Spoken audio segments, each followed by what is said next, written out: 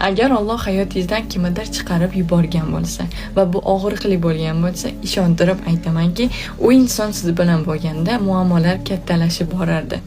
Alloh siz ko'rmagan narsani ko'radi.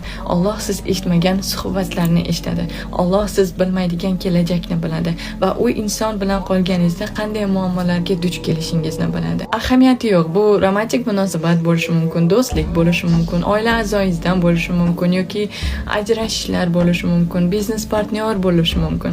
Lekin baribir siz bilmaydigan, Alloh biladigan bir sabab borki, ular hayotingizdan chiqib ketgan.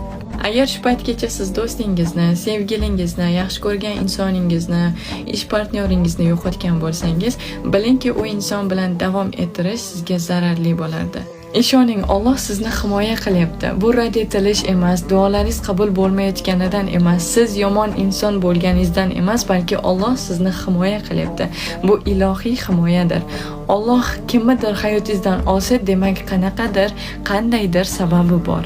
Va bilasizmi, keyin Alloh nima qiladi?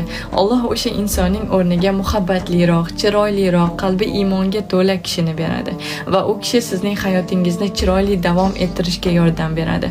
Alloh bilan bo'lgan munosabatingizni tiklashga yordam beradi. Allohga yaqin bo'lishingizga yordam beradi.